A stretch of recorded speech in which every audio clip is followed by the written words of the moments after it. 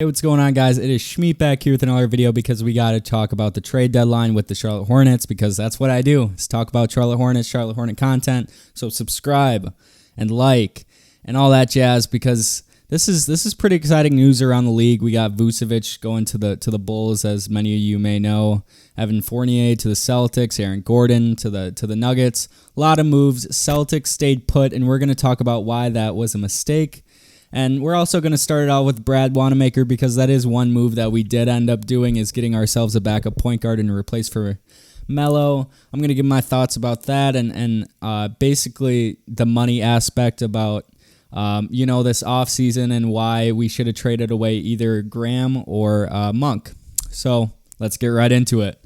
So Brad Wanamaker traded to the Hornets for cash considerations.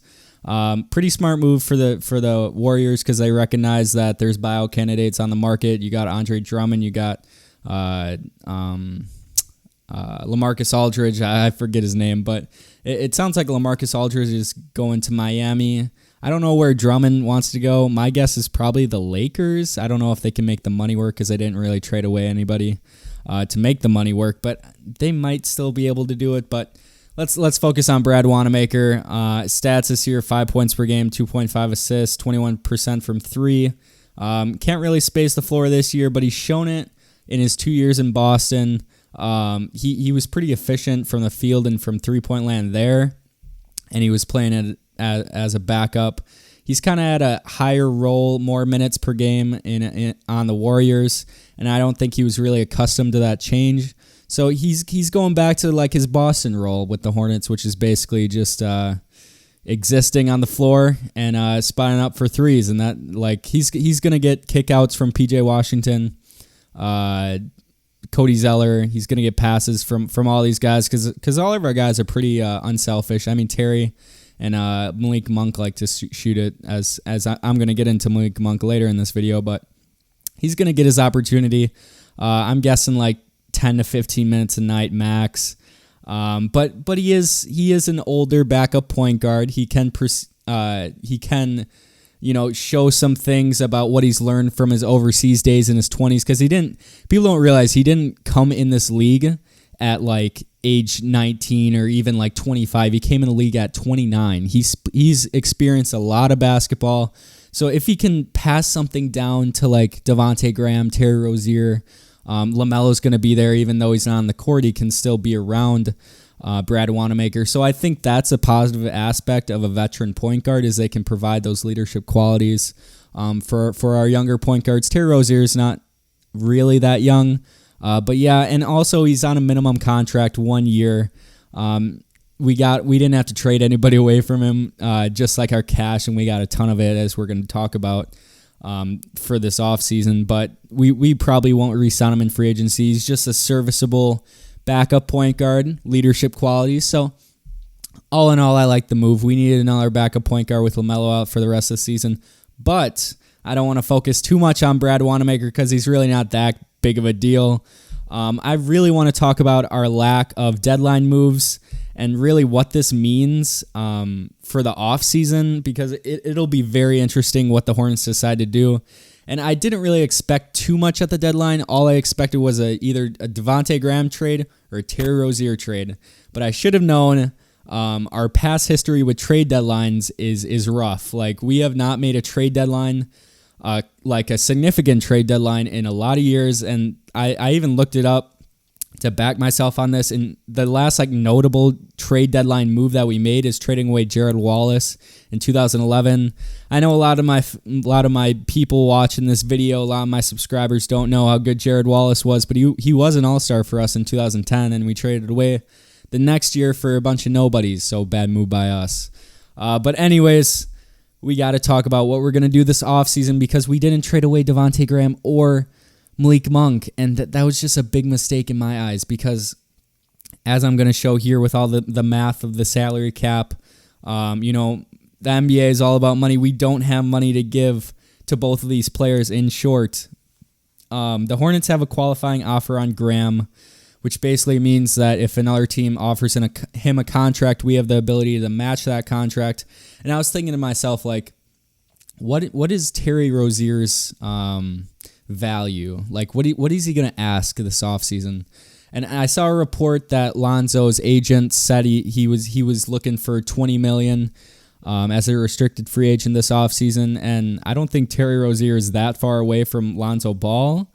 I think Lonzo Ball impacts the game more with his defense and passing, but I'd say my guess is Devontae Graham's going to ask for around 15 to 16 million per year, which I don't know if we're going to get. I'll save the logistics towards after I talk about this next player in Malik Monk, who's also up for a contract. And I was looking at people who are comparable to Malik Monk because he's really a unique player. He's an excellent scorer. He's a streaky scorer.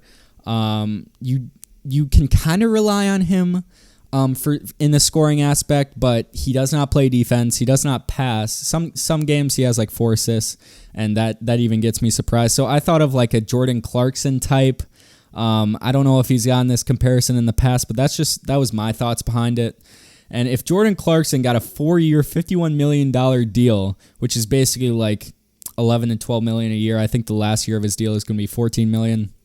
What is Malik Monk going to get? Because he's a young guy, really streaky scorer. He kind of knows his role on the bench, and a lot of teams need that player. I mean, you heard the Lakers in talks trading him with Montrezl Harrell. Obviously, that didn't happen, but Malik Monk needs a contract as well, and my guess with Malik Monk is probably around 9 to 10 million. I don't think he's going to get the same contract as Clarkson because Clarkson is a little bit more of a proven player, and he doesn't have those off-the-court problems as Malik Monk does as well. So those all play a factor.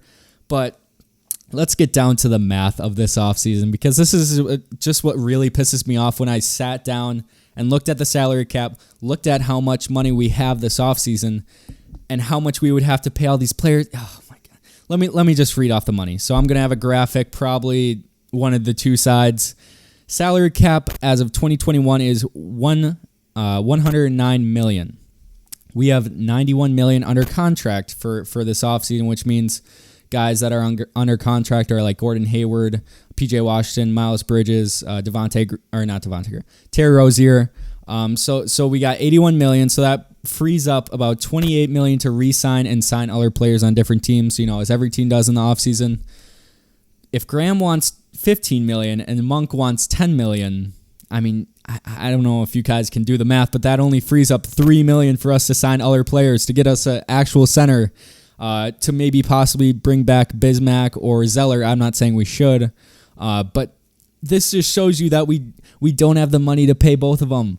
And I don't know if the Hornets organization realizes that, if they're willing to pay both of them. But I wouldn't think they would, because they realize they need a center, and they realize LaMelo's going to be back on the team next year, and he needs a center by him that's actually going to space the floor a little bit and rebound and defensively rebound and do all these things that a true center actually does. And Bismack Biyombo and Cody Zeller are pretty limited. Zeller's decent in the NBA, but I mean, if you look at his rebounding numbers, he's just not up to par with what LaMelo deserves. So one of these guys isn't going to be back, is basically what I'm getting at. My guess, it's probably Devontae Graham that they're going to let go. And my whole thought process is that if you know that you can't pay for either a Devontae Graham or Malik Monk, why don't you trade them? Why didn't you end up trading them this deadline and getting something in return, getting a guy that's under contract? I said in my Devontae Graham video a few videos back when he was first on the trade block, when he was first rumored to be on the Knicks and to all these teams, why didn't you get a guy like Mitchell Robinson on our team? Why didn't you get a guy, Wendell Carter? You see his value. They had to add like 2 more first-round picks attached. So you see these guys. I mean, Hassan Whiteside we could get for like really cheap. He signed like a $2 million deal with a $2 million deal with Sacramento. So you see all these centers, especially the young centers. Why didn't you get some in return for Devontae Graham while you could? Because at this point, we're just giving away for nothing. And I guess we can use that money for a guy, but I don't know if, because Charlotte is not a destination that most players want to go to. I mean, it was a surprise to me that Terry Rozier and Gordon even wanted to come to Charlotte, but you saw in Gordon's article that he wanted to be on like the star player on his own team. But most players don't want to come to Charlotte, so I'm not confident that we can get a free agent that would sign with us with the money that we would give to Graham. But it's just frustrating at the end of the day. So that's my little spiel. I know I sound pretty mad, but Hornets organization, come on, guys. Come on. They better do some miraculous moves this offseason, or I'm going to be a little mad. But that's going to be it for me, guys. If you like this video, give it a thumbs up. If you're still here, if you still made it to like the 10-minute mark. But yeah, I'll see you guys later.